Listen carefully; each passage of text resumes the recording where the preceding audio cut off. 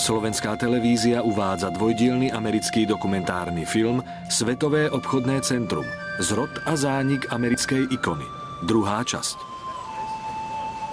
Prvý týždeň po nešťastí záchranári a pátrači poriadne prečesávali zvyšky Svetového obchodného centra v nádeji, že ešte nájdu živé obete alebo ich pozostatky.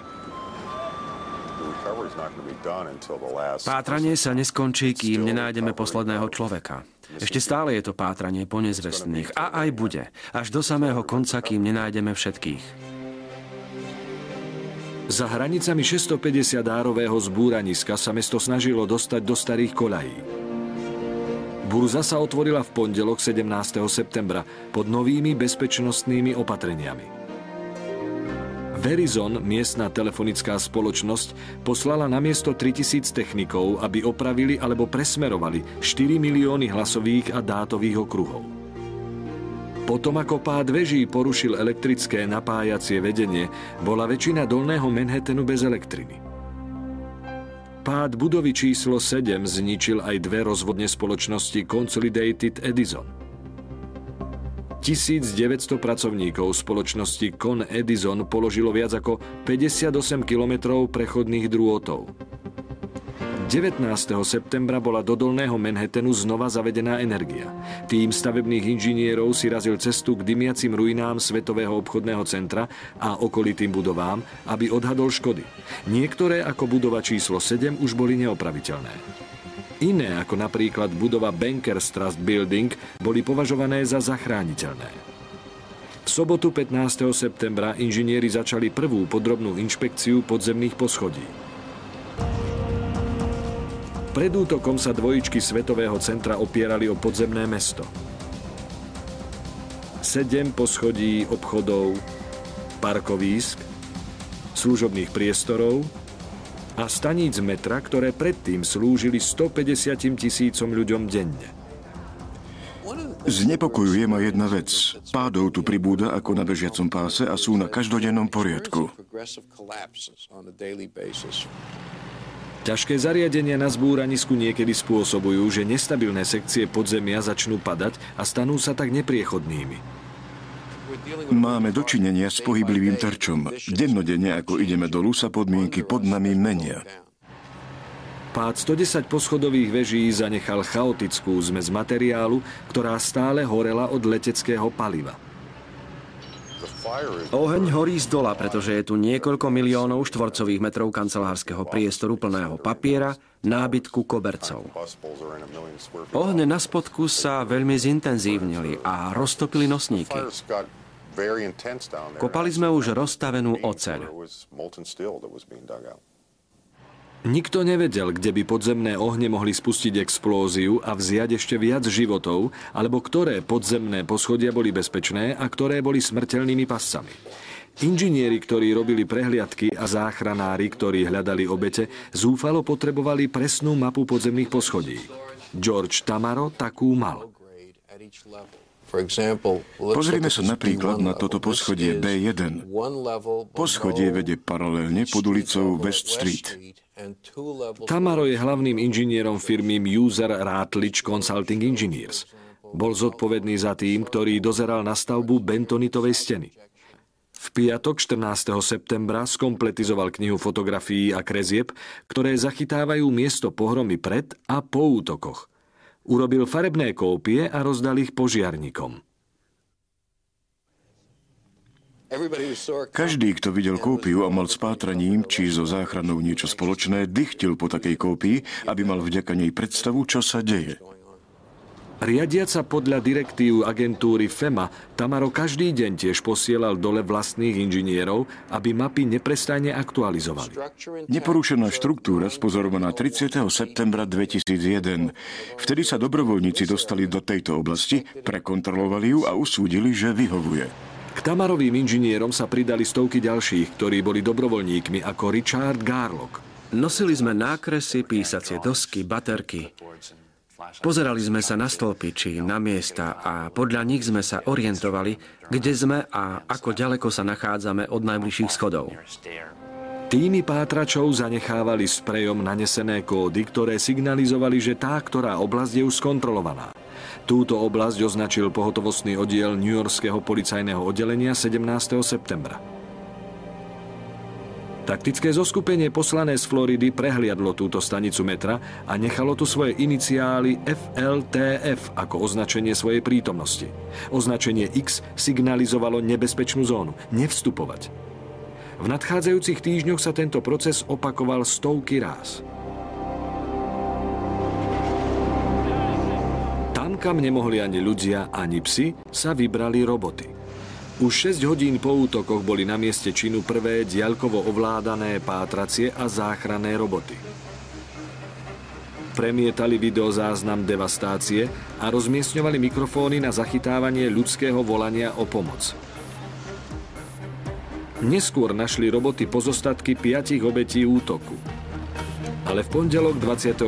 septembra starosta Giuliani uznal, že záchranári by potrebovali zázrak, aby ešte našli niekoho, kto prežil okrem tých 5, ktorých zachránili v prvých dňoch. Keď sa pominula viera v neuveriteľnú záchranu, z práce v Ground Zero sa stala operácia obnovovania a odstraňovania trosiek. Joe Seaboat, jeden z armádnych inžinierov, si nakoniec zaistil povolenie na bagrovanie, aby vytvoril kanál, ktorý umožní nákladným člnom odvážať trosky Svetového obchodného centra. Podľa plánu bola priemerná hĺbka vody v týchto končinách tak meter a pol. V spolupráci s firmou Weeks Marine sme zistili, že na vhodnú manipuláciu s člnom budú v tejto oblasti potrebovať takmer 5 metrov. Najprv potápači urobili takýto prieskum podmienok na dne. Našli trosky, piliere a autá. Nič, z čoho sa nemohlo voľne prevážať, lebo by to mohlo ohroziť lodnú premávku. Bagre na 44 metrov dlhých člnoch boli vybavené tak, aby pracovali vodne v noci. Rýpadlo s výkonom 1890 konských síl dokázalo zodvihnúť materiál vážiaci až 36 000 kilogramov.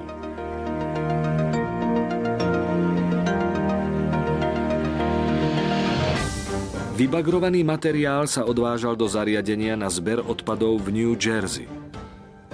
Táto operácia pokračovala ešte 9 dní, až kým na dne nebol dostatok miesta pre člny s troskami a nič im nebránilo v prechode.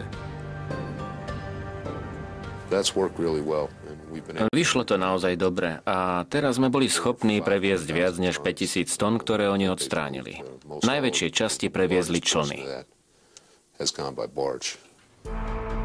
Inžinieri medzi tým dokončili prehliadku podzemných poschodí pod vežami. Nemali dobré správy, iba dôkaz novej hrozby. Mocná sila prírody rástla a na jej zastavenie nebolo veľa času.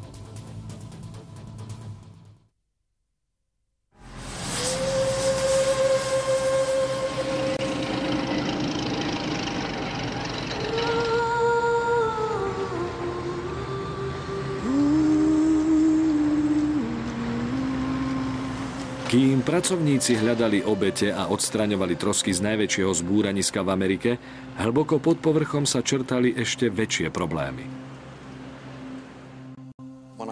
Keď som prišiel, uvedomil som si, že na mieste je niekoľko stavebných inžinierov, ktorí prezerajú budovu. No napadlo mi, že na úrovne nižšie sa nikto nepozerá. Podzemné podlažia, 7 poschodí pod ovňou boli nestabilné. Skryté nebezpečenstvo, ktoré číhalo na každého, kto pracoval na mieste pohromy. Prvým znamením problémov bola veľká trhlina v chodníku na ulici Liberty Street v južnom rohu zrúcaniska. Georgeovi Tamarovi, stavebnému inžinierovi, to naznačovalo, že sa zničil nosný múr pod úrovňou zeme. Na ulici sme začali badať praskliny, ktoré naznačovali, že sa hýbe múr a zem za ním sa hýbe smerom k nám. Tamaro viedol tým inžinierov, ktorý dohliadal na konštrukciu meter hrubej a 21 metrov hlbokej vystuženej obvodovej steny. Bola známa ako bentonitová stena, ktorá takmer pred 35 rokmi pre inžinierov predstavovala výzvu. V tom čase sa bentonitová zmes naliala do vyhlbeniny, aby zabezpečila podporu. Majstri do nej potom vsunuli oceľovú konštrukciu pevných tyčí, aby poskytovala pevnosť betónu, ktorý sa natlačil nakoniec. Bentonitová stena, nazývaná aj Vaňa, zabraňovala rieke Hudson, aby zaplavila Svetové obchodné centrum. Tamaro potreboval zistiť, či je poškodená. Najprv ju však musel nájsť. Pôvodne sme nemali ani tušenie, v akom stave stena bola. Stretali sme sa len s neobvyklým spustošením. Nevedeli sme, kde je. Schovávala sa pod hromadou častí budovy. Keďže predpokladali, že oblasť steny je stavebne nestabilná, prvý prieskum robili roboty. K podzemnej stene posielame malého robota, aby ju preskúmala. Je asi 15 metrov pod povrchom. Potom robota zavedieme čo najďalej dohromady a uvidíme, až ako ďaleko je stena neporušená. Videozáznam sledoval personál policajného oddelenia a bezpečnostní technici, ktorí pomohli rozhodnúť, či je bezpečné poslať tam inžinierov. Neskôr sa šiel do podzemia pozrieť George Tamaro osobne a prehliadka potvrdila jeho obavy. Stena sa stala obeťou teroristického útoku. Keď južná väža spadla na zem, v podzemnom podpornom systéme spôsobila 60-metrovú trhlinu, čím nechala obvodovú stenu nezaistenú. Deformovaná silným tlakom rieky Hudson, sa stena centimeter po centimetri hýbala. Na tejto kresbe je vidieť napríklad náčrt steny. Začína sa tu pri južnom výbežku, ťahá sa ulicou West Street cez Greenwichskú ulicu. Nasledujem túto čiernu čiaru. Hlavnou prioritou sa stalo posilnenie obvodovej steny, inak by mohlo celé miesto zaplaviť. Na neporušenosť steny pozorne dohliada množstvo architektov. Robí sa všetko preto, aby bola zachovaná. Vtedy sme nemali veľa možností a tak sme celok začali okamžite zasypávať. Tamarov tím použil v oblasti paralelnej s ulicou Liberty Street 37 000 kubických metrov materiálu, aby stabilizoval stenu. Zásypový materiál bol len dočasným opatrením. A to nie len preto, že stena bola pod obrovským tlakom rieky Hudson, o čom svedčila aj takto stekajúca voda, ale aj kvôli tomu, že bola poškodená Vaňa.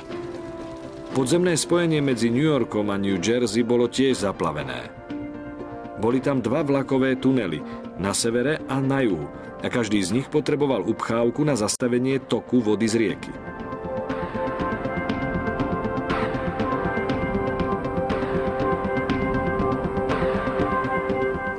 Agentúra Port Authority chcela, aby sme v oblasti Exchange Place upchali tunel.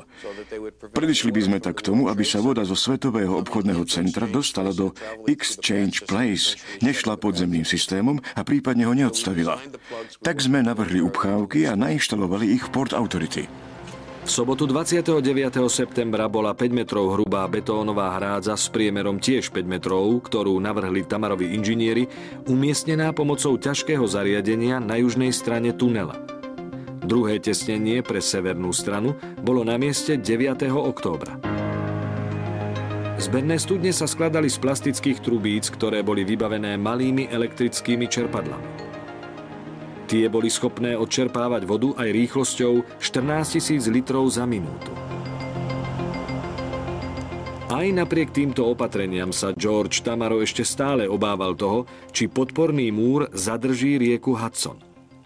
Začali sme si získavať pozornosť ľudí a tí z týždňa na týždeň čoraz lepšie rozumeli, aká chúlostivá a citlivá tá stena je a aké je dôležité, aby sme ju udržali neporušenú. V podlažnej oblasti podzemov je veľká nestálosť. V oblastiach, ktoré spadli len čiastočne, pohyb konštrukcie často spôsobí, že padajú ďalej. Tamaro chcel nainštalovať novú sériu tesnení a oceľových káblov, ktoré by stene pomohli zostať stáť. Ale nebola to ľahká úloha. Potrebné vrtačky nenašli na zničenom podzemnom betóne vhodné miesto a aj keď cezeň prenikli, mohli zabiť záchranárov na poschodiach pod sebou. Sú dva pracovné nástroje, o ktorých je dokázané, že sa na tomto mieste prakticky využijú. Prvým je pásové vozidlo, ktoré je položené na sérii pásových dráh a jednoducho sa prevrta cez stenu a všetky operácie vykonáva nezávisle. Tam, kde sa podzemný strop oslabil či celkom zničil, pracovali inžinieri s tzv. Pohyblivým vedením. Vrtný stroj zavesený na žeriave z vonkajšej strany steny umožňuje vrtačke dostať sa k stene bez toho, že by ohrozoval vybavenie či personál. Stena bola stabilizovaná. Inžinieri boli presvedčení, že ich opravy zadržia rieku a zabránia tomu, aby sa toto miesto zaplavilo. Na povrchu bojovníci a ďalší pokračovali v prehrabávaní trosiek po pozostatkoch. Okrem veľkých kusov stočenej ocele z veží sa v troskách dalo rozpoznať len málo čo. Čiastočky podobné črepinám, popolavý prach. Nikto nikdy predtým nič také nevidel. Dokonca ani pri budove Morrow Building v meste Oklahoma, ktorú tiež zničil teroristický útok. Hovorilo sa, že v Oklahoma City ste aspoň videli časti stolov, stoličiek, skrátka niečo, podľa čoho ste vedeli posúdiť, že išlo o kancelárskú budovu. Ale na mieste Svetového obchodného centra to vyzerá tak, ako by bolo všetko z prášku. Bez akéhokoľvek manuálu nemali záchranári ani poňatia, či boli na správnom mieste a či niečo môžu nájsť. Požiarny zbor mesta New York v snahe zaviesť poriadok vytvoril pre každý sektor miesta pohromy mapu so súradnicami, ale pri závažnosti deštrukcie nebola veľmi nápomocná. Zjavne je veľmi ťažké zistiť, v ktorej súradnicovej bunke práve ste. Keď sa nachádzate na 650 ároch skazy, len ťažko sa môžete na niečo odvolať. Zmätok bolo intenzívne cítiť, lebo obnovovacie týmy si mysleli, že mapovanie každého objavu im pomôže lokalizovať koncentráciu pozostatkov a inžinieri zazverili, že lokalizácia konkrétnych kúskov každej budovy im pomôže zistiť, ako spadli. Doktor Sean Ahern sa nazdával, že má riešenie. Šli sme hore a v ten deň mal službu veliteľ Norman. Vysvetlil som mu, že by sme chceli rozmiestniť zariadenia GPS. GPS, globálny polohový systém, ktorý by sprístupnil presnú a okamžitú geopolohu. Zariadenie GPS pracuje na báze prijímania signálov z družíc na obežných dráhach okolo Zeme. Zariadenie meria presnú vzdialenosť medzi svojou pozíciou až po pozíciu družice. Trianguláciou týchto referenčných bodov zariadenie načíta presnú polohu užívateľa. Spoločnosť s názvom Lynx Point Ahernovi pomáhala prispôsobené zariadenia GPS rozdávať požiarnikom. Zariadenia zahrňali geopolohu aj identifikačné funkcie v jedinom softvérovom balíčku. Lynx Point sa špecializuje na geopolohy. Navrhla aplikáciu GPS, ktorá požiarnikom umožnila výjsť von, získať polohu GPS, dostať časový údaj, dať napred s obsahom čiarový kód, nasnímať ho, ísť do menu, ktoré vyrátalo, čo tým obsahom bolo a prásk. Mali to. Potom mohli tie body znova zadať do mapovacieho programu a znázorniť ich v priestore a čase. Ale aj keď sa obnovovacie týmy prehrabávali v troskách a hľadali ľudské pozostatky, pochybovali o tom, že budú schopní identifikovať, čo vlastne našli. Rodiny obetí dúfali, že neúnavná práca pozemnej služby im prinesie zblíženie. Znalci vedeli, že priraďovanie mien k nájdeným pozostatkom si bude vyžadovať pokrokové technológie.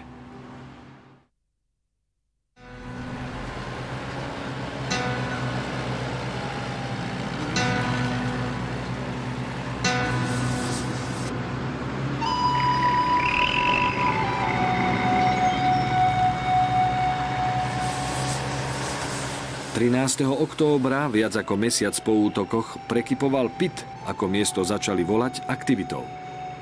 Viac ako 1000 stavbárov už odstránilo 290 000 tón trosiek.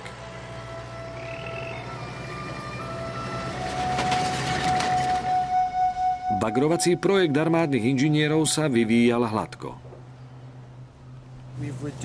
Vzdialenosť, ktorú náklad musel zdolávať, sme z pôvodných 30 až 40 kilometrov znížili na necelý kilometr.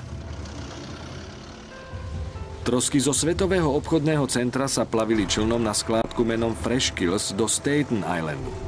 Tam ich uložili na dopravný pás a ručne triedili.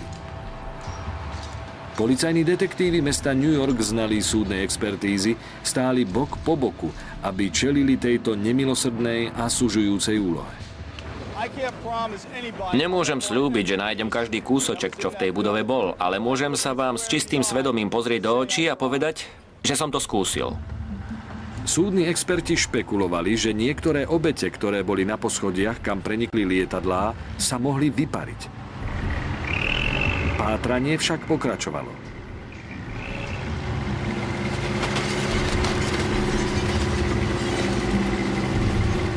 Vyšetrovatelia hľadali dôkazy, ktoré mohli viesť k identifikácii obete. Rozbité hodinky, úlomok kreditnej karty, časti ľudských tiel ako ruka, z ktorej sa mohli vziať odtlačky prstov. Zopár obetí sa mohlo identifikovať tradičnými metódami, napríklad prostredníctvom šperkov, tetovaní či dentálnych záznamov.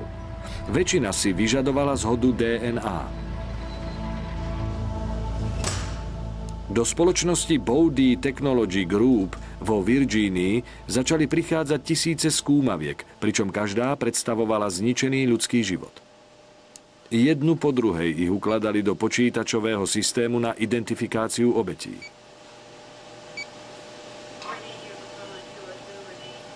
Do Virgínie ich posielali preto, lebo oddelenie súdneho lekárstva v New Yorku, mestský orgán zodpovedný za identifikáciu obetí, nezvládal množstvo prác, ktoré privodil útok na Svetové obchodné centrum. Prvý týždeň sme proces rozbehli a dokázali sme spracovať 1000 kostí. A to sa dovtedy asi nepodarilo žiadnemu súdnemu laboratóriu na svete.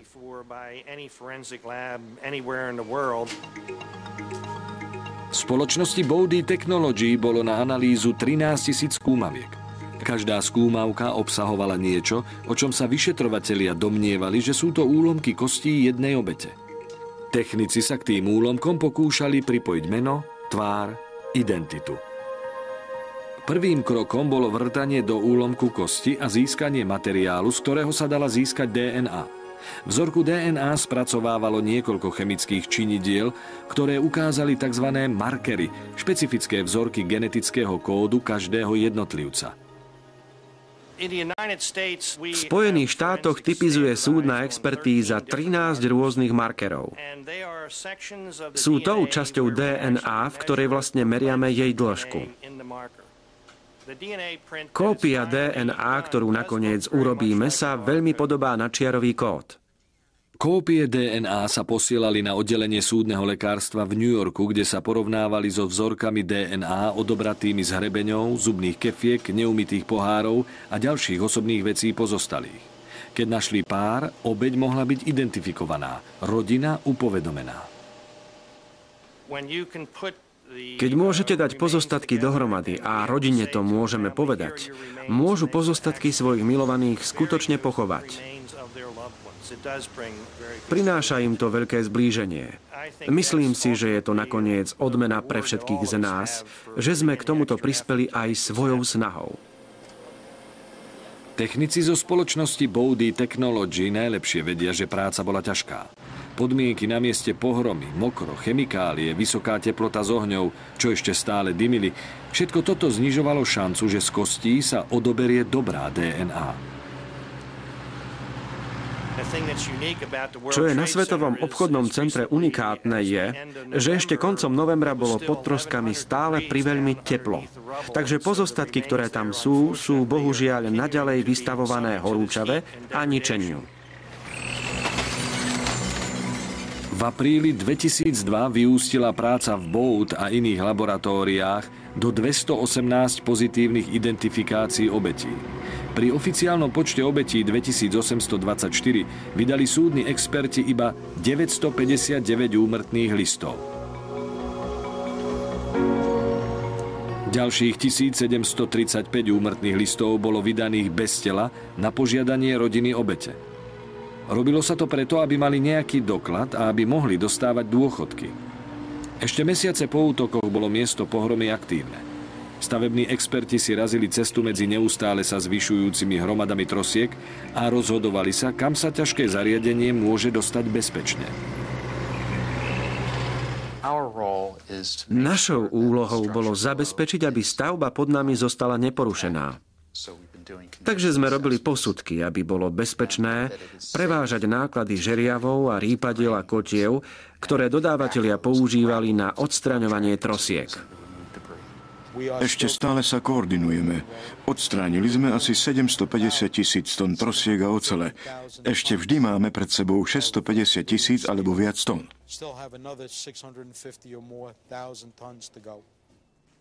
Iní pracovníci našli materiály, ktoré ukladali súdne orgány, dokonca aj zlato uložené v bankových sejfoch. Pokúsime sa prejsť to všetko. Vytiahli sme odtiaľ autá CIA a tajnej služby, autá zadržané drogovou políciou. Našli sme trezor banky Nového Škótska so zlatom, striebrom a platinou.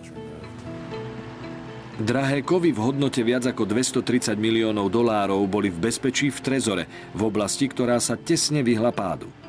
Po nájdení sa každý kúsok zlata, striebra či platiny vyúčtoval.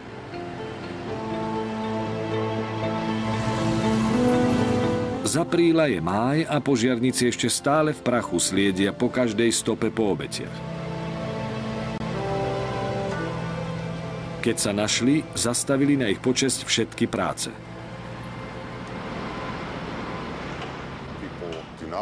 Ľudia nechcú prestať pátrať. Veď ide o kolegu požiarníka, o kamaráta policajta. Sú to občania. Dúfate, že nájdete aspoň jedného. Počas toho, čo mnohí opisovali ako púť, sa každý deň na miesto pohromy prichádzali pozrieť zástupy návštevníkov. Na poloročné výročie útokov sa zapálilo 88 vysokovýkonných reflektorov, ktoré vytvorili obraz dvojčiek. Podsta vo svetle trvala 23 nocí.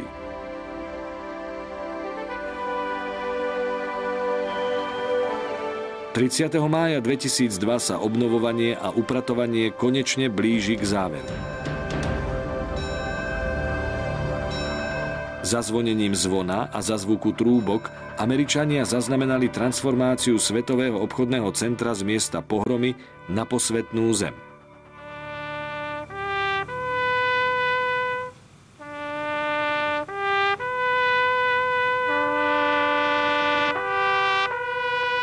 Jediné nosidlá pokryté zástavou boli odvezené na počesť obetí, ktoré sa nikdy nenašli. Vyčistenie tohto miesta si vyžadovalo 1,5 milióna pracovných hodín. Približne 1,8 miliónov tón trosiek bolo vyvezených vo viac než 107 000 nákladných zásielkách. Našlo sa 20 000 častí tiel. Pozostatky z viac než 1100 tiel z 2823 obetí boli identifikované. Myšlienky postupne smerovali k budúcnosti a stavebné vyšetrovanie pádu veží predostrelo zložitú otázku.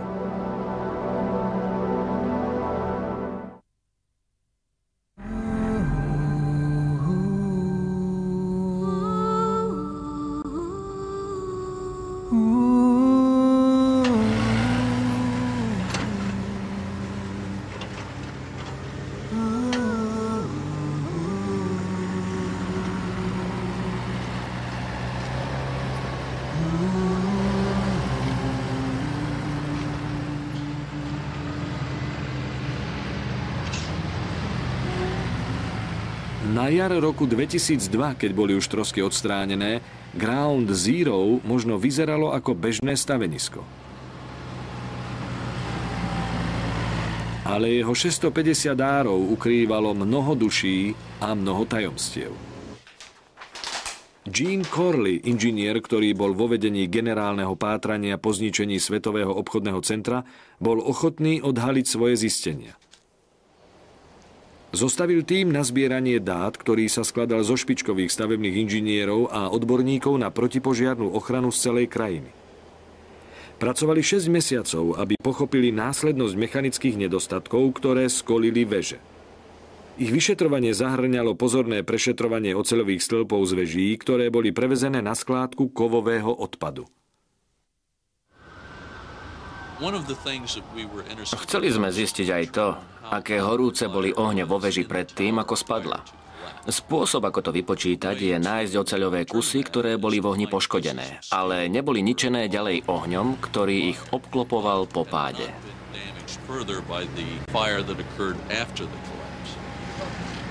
Nájsť však tie správne kúsky ocele si vyžadovalo detektívnu prácu.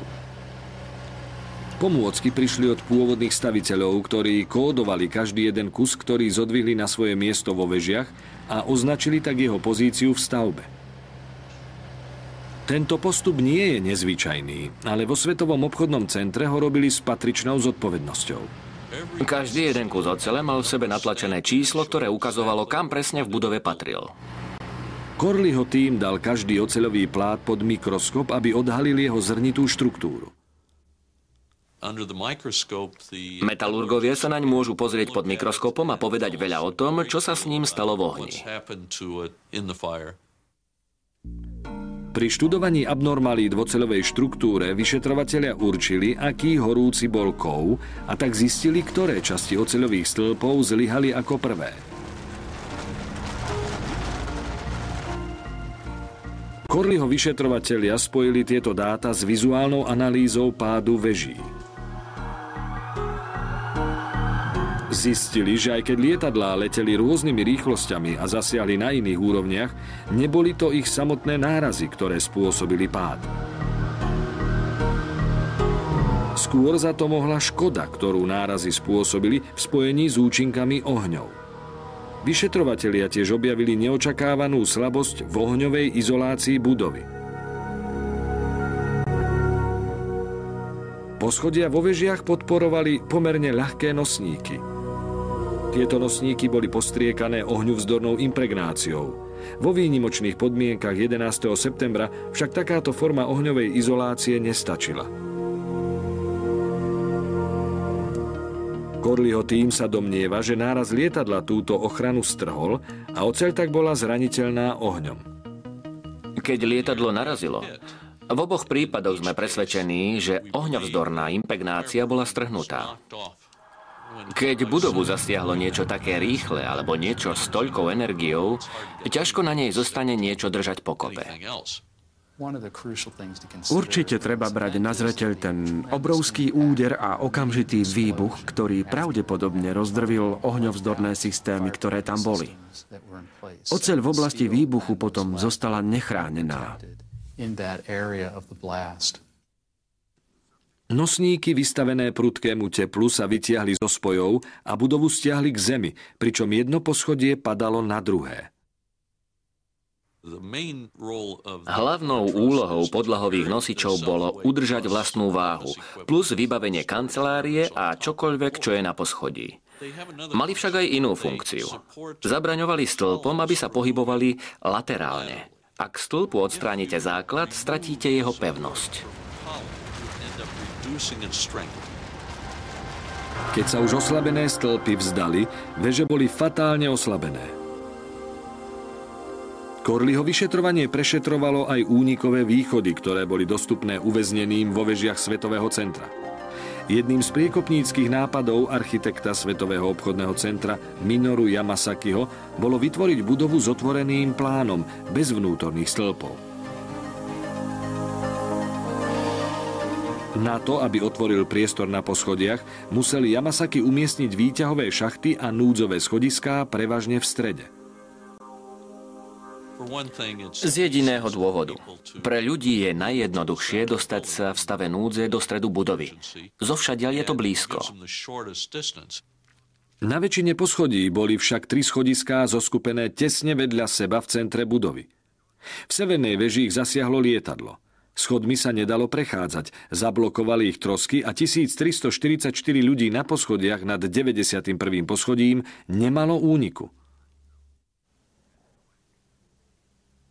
Zatiaľ sa nám nepodarilo identifikovať nikoho, kto sa zachránil z poschodí nad miestom, kde v severnej veži narazilo lietadlo. Ale v oblasti nárazu v južnej veži sa schody rozptyľovali okolo výťahového zariadenia. Na poschodiach 84 až 78, teda 2 schodiská neboli blízko jadra, ale bližšie k obvodu. Pri náraze sa jedno z nich na severozápade zachránilo. Síce na ňom bola škoda a dym a nebol to práve najatraktívnejší spôsob, ako sa dostať dolu, ale aspoň bolo priechodné. V južnej veži sa do bezpečia dostalo až 18 ľudí, ktorí boli na mieste nárazu alebo nad ním. Inžinieri vyšetrovali, ako sa s ohňom vysporiadali inovačné tubusové a jadrové konštrukcie v porovnaní so staršími rámovými konštrukciami. Corleyho vyšetrovatelia boli presvedčení, že novšie budovy, ako práve veže, boli lepšie, pretože spoje medzi poschodiami, stĺpy a steny boli silnejšie než v mnohých starších budovách. Pôvodné rámové konštrukcie vám nedávajú automaticky väčšiu bezpečnosť, lebo spoje medzi nosníkmi, poschodiami a vertikálnymi článkami, ktoré nesú zaťaženie, neposkytujú prebytočnosti. Veľa starších budov by dopadlo oveľa horšie než táto. Ale veľmi málo budov bolo navrhovaných na niečo, čo by sa aspoň trochu podobalo na to, čo zasiahlo dvojičky. Keď Corley svoje zistenie oznamoval kongresu, žiadal o ďalšiu štúdiu únikových východov. Taktiež odporúčil vývoj odolnejších protipožiarnych materiálov do mrakodrapov. Počas verejnej besedy o jeho zisteniach architekti, členovia vlády a štátni úradníci chceli vedieť, či sa dá postaviť budova odolná voči teroristom. Podobalo by sa to stavaniu pevnosti. Ale keby ste aj navrhli väžu na udalosť ako v Svetovom obchodnom centre, do ktorého narazil Boeing 767, čo ďalší druh lietadla? Máme Jumbojet, potom Airbusy, obrovské lietadlá. Ale kde sa to končí? Mrakodrap je zariadenie na vyjadrenie toho, aký ste mocný. Otázkou je, či sa Spojené štáty v súčasnosti snažia vyjadriť, aké sú mocné, alebo či snáď hľadia na ľudskejšie meradlo a ľudskejší vzťah s mestami.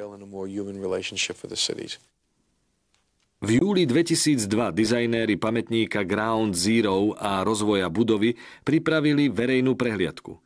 Predstavitelia mesta boli pripravení na dlhú diskusiu s prispením verejnosti, kým rozhodnú, čo bude stáť na mieste Svetového obchodného centra. Musíme tam postaviť iba príslušný pamätník. Nemôžeme zabudnúť, čo sa tu stalo, na tie tisíce životov, ktoré sme tu stratili.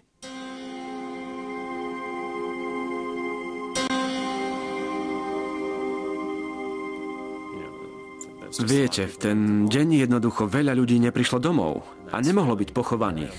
Toto je v podstate ich pohrebisko.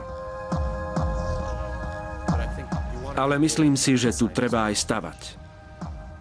Veď stavať a vykročiť vpred, nezabúdajúc na minulosť, je také americké. Zrodili sa v roku 1974. V 2001 boli zničené. Dvojičky Svetového obchodného centra vydržali iba 27 rokov. Len sekundu na hodinách večnosti. Ale pre ľudí, ktorí ich postavili, udržiavali a nakoniec uložili k spánku, budú dvojičky navždy gigantmi. Stavbu sme mali radi. Ju i to, čo sme robili. Bola pýchou a radosťou každého. Okolo veží vyrastala štvrť a veže v podstate tú časť mesta dotvárali.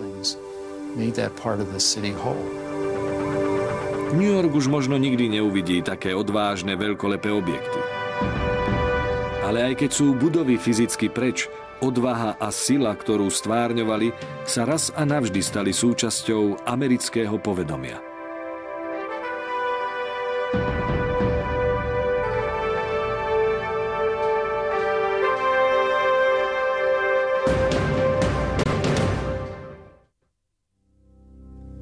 Na slovenskom znení spolupracovali Viktória Méderová, Katarína Čižmáriková, Peter Himič, Miroslav Kolbašský, Jozef Fila, Igor Makovický, Viera Méderová a Peter Gajdoš. Vyrobila Slovenská televízia 2006.